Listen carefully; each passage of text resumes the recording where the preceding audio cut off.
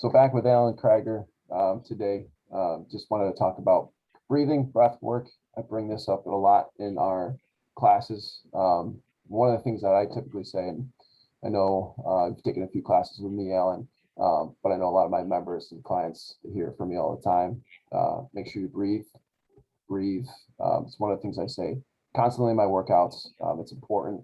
I have taken the time to talk to a lot of my clients and my members about why it's important to breathe. So I figured if we make a little bit of a video, just to put it out there for anybody who hasn't heard me talk about breathing, why it's important, why we should breathe, why it's important for working out day to day, all those things. So just wanted to take some time with you, Allen, go through that, talk through some of those points I just made, get your insights a little bit too from your personal training experience, and then also from the energy healing aspect of it as well, because both meditation can help. We'll talk about that a little bit.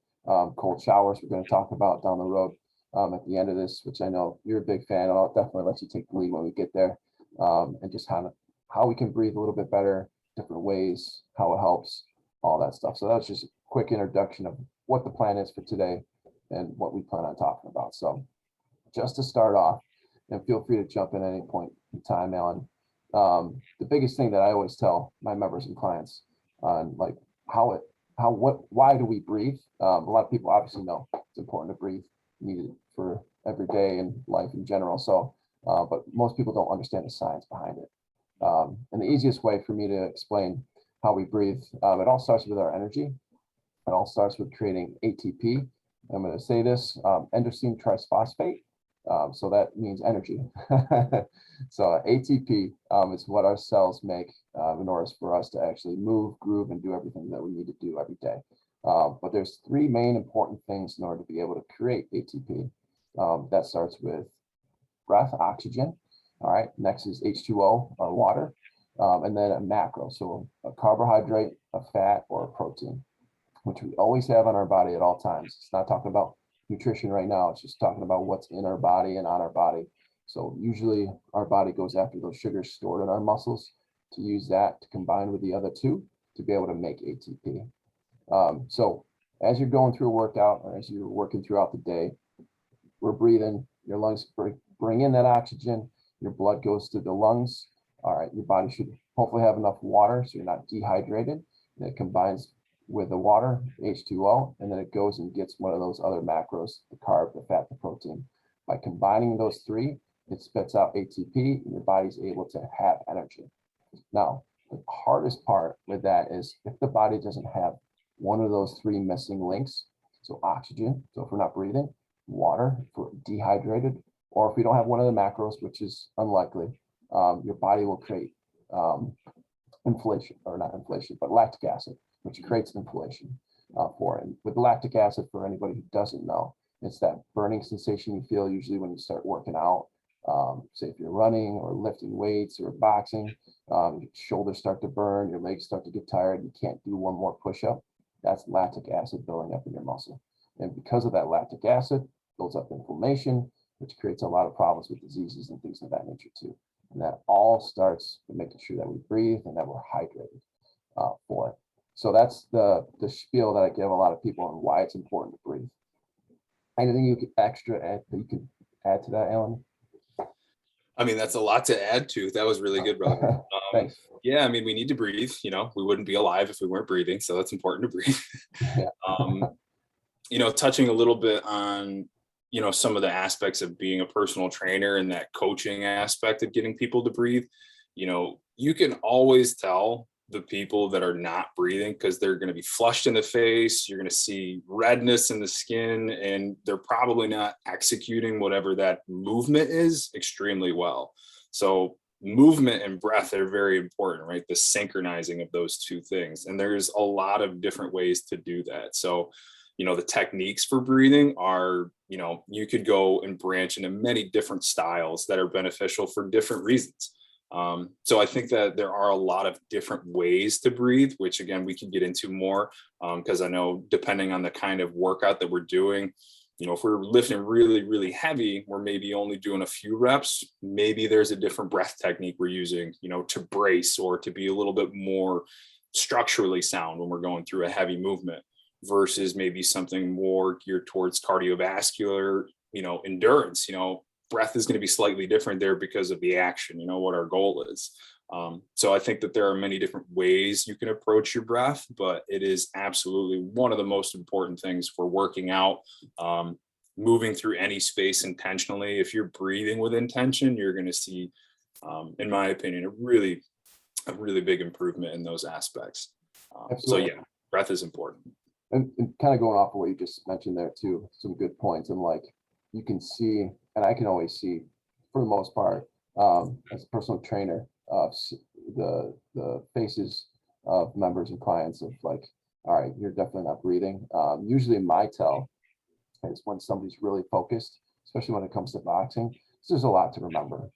It's not simply just lifting weights, even though there can be things that you have to focus on with lifting weights in proper form, but boxing, you're doing a lot of different things.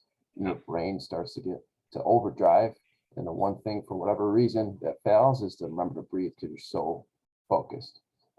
So usually I see that, the puckered look. The puckered look, the lips are closed tight. You can see that the person's really focused, and that usually says to me that they're not breathing for it. And that's when I'm like, hey, you breathing, you making sure that you breathe in and out for it. And I always tell, especially when it comes to boxing, that breathe out every punch.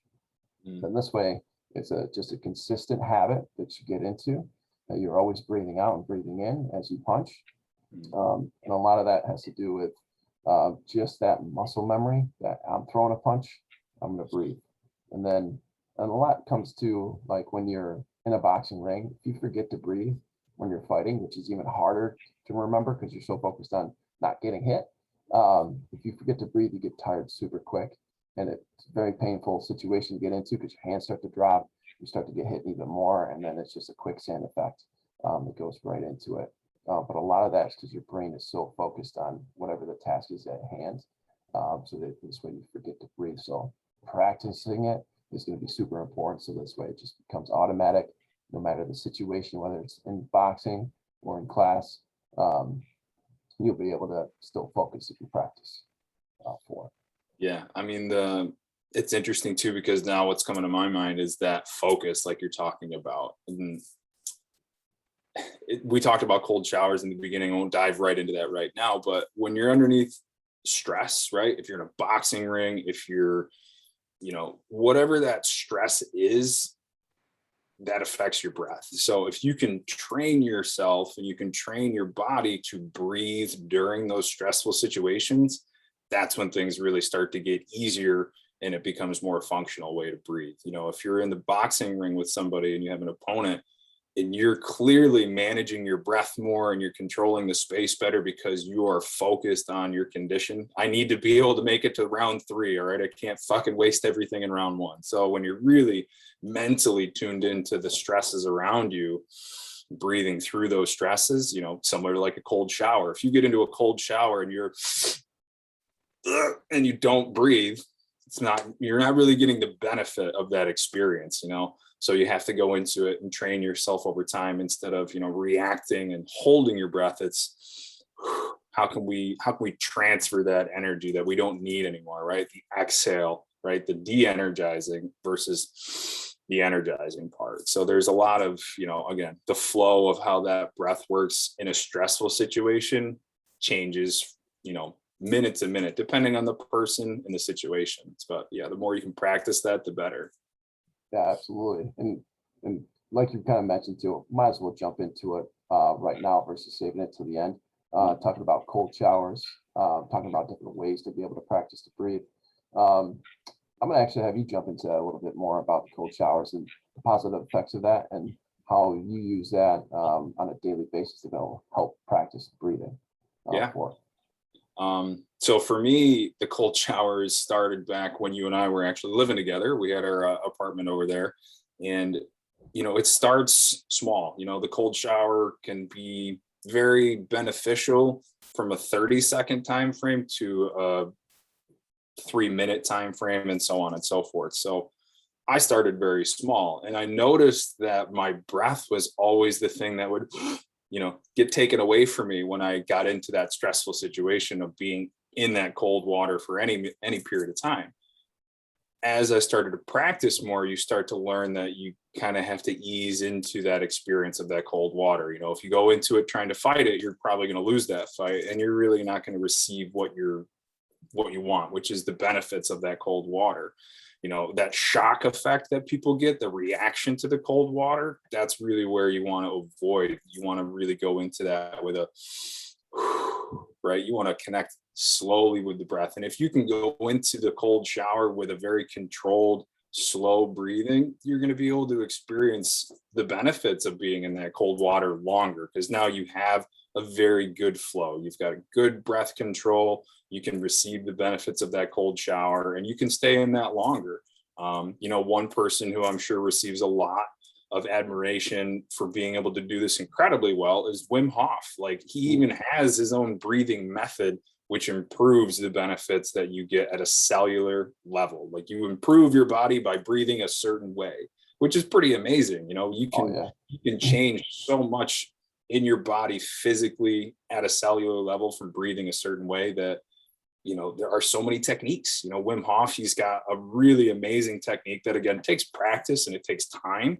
But if you can do that successfully, there's a lot of really great benefits to breathing his way. Maybe I won't say his way, but the method that he's developed, the Wim Hof method. For me, I think that's a really unique breath work, and there's other shamanic breath work practices out there. There's a myriad of different breath techniques. One that I have become a little bit more accustomed to now, since I talked a little bit more about the shamanic breath work, is, they call it box breathing. So it's the 4-second inhale, hold for the 4 seconds, exhale for 4 seconds, hold for the 4 seconds. So when you think about how often we breathe, I don't know the specifics, but I'm going to take a whack that any individual is probably taking anywhere between 15 to 30 breaths in a minute, right? Unconsciously, consciously. But if you can change that rate of inhalation and exhalation to maybe a couple times a minute, that really changes the way your body functions. It changes that, I would say, the heightened awareness that maybe some people walk around with, or the anxiousness. If you can really slow down the breath, you're going to allow that to really improve, I would say. So there's, again, shamanic breath work. There's a huge rabbit hole you could dive down with that. Oh, absolutely. And going back to the cold showers too, you're training your body not to react to a stressful situation, which can happen anytime and on a day-to-day basis, whatever it might. It could be traffic, could be work, could be this, could be that. Walking the dog, man. Right, absolutely. You see a dog come out of nowhere, and if you react, the shortness of breath, the rapid breathing starts, it can happen to anybody. Yeah, and then your mind closes down to the possibilities of other things that you could potentially do to be able to get out of that situation, by putting yourself in a controlled environment, like taking a cold shower, learning how to not necessarily resist against the urge to tense up, but learning how to relax when that feeling does come. So it's not necessarily stopping your feelings from happening. It's when they do happen, what do you do? And it's a great way to practice every day, just to be able to get in there, take a few breaths until your body relaxes and calms down. And then this way you can further yourself down the road. If you ever come across a stressful situation, and working out could be stressful too, because you're trying to focus, you're trying to work out, and you're forgetting to breathe. So hopefully this way it'll help train a little bit better to make sure you're breathing at all times. Well, and like you said, man, it's training. It's not, those are practices. That's how you train your breath, over time. And I think that's one important thing for anybody that's listening. Take it small steps at a time. I wouldn't recommend anybody go into a breathing technique they've never done without practicing it. I think that's really important to remember. Absolutely. And the other thing too is, I know a lot of the times when people feel tired throughout the day as well, a lot of it has to do with like making sure that they sit up a little bit more, that they're not slouched over, because you're putting pressure on the lungs, and then taking a good deep breath in. If you're starting to feel tired, walking a little bit as I adjust myself. Right. And then drinking some water as well, to be able to make sure you're hydrated, you're breathing enough. Taking a few deep breaths can re-energize you throughout the day. As simply as just getting up, drinking some water, being hydrated, and breathing to get that energy back. So this way you can continue through your day. You feel that lull throughout the day as well. Yeah. I mean, More. something is small, and I say small, but taking 6 breaths intentionally has been scientifically shown to decrease your heart rate, your blood pressure. So, being able to take that intentional space to, take a few breaths can really change how you function throughout your day. So I absolutely agree with that. Absolutely. Unfortunately, I'm gonna have to cut this short a little bit for it, but thank you for your time, Alan. We'll definitely have to step back in to talk a little bit more into details, but at least this kind of gets us out there a little bit on breathing, why it's important. But we can definitely touch base more on this at another time. Sounds great, brother. Jump into that. That sounds good. Always appreciate you, man, and hope that we can connect again soon. Awesome. Thanks, Alan.